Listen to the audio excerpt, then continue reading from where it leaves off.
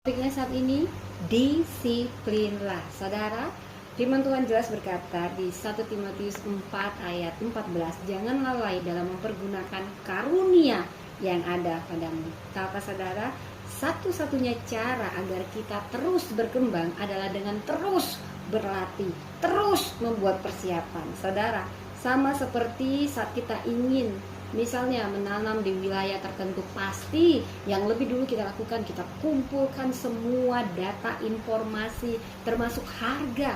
Ini penting, lalu kita bisa memutuskan harganya biasanya berapa, jadinya berapa.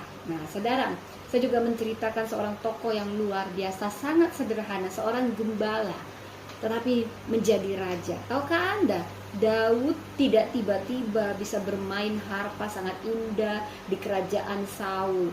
Tetapi Daud bukanlah orang yang tiba-tiba menemukan bakatnya sehingga dia bisa bermain dan tampil sangat memukau di istana Raja Saul.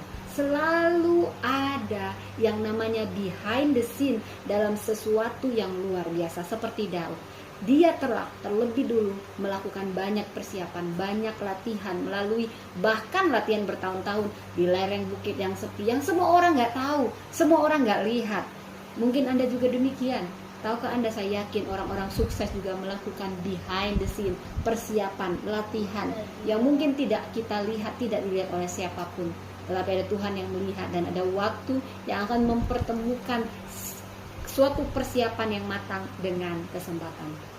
Paulus memberi instruksi kepada Timotius dan memberi instruksi kepada kita semua, khususnya di 1 Timotius 3 ayat 13-15 yang intinya kata Paulus kepada Timotius, sementara sampai aku datang bertekunlah.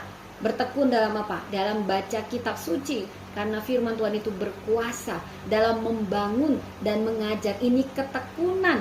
Tidak bicara ketekunan itu bukan sekali dua kali, konsisten, ada intensitas, ada konsistensi.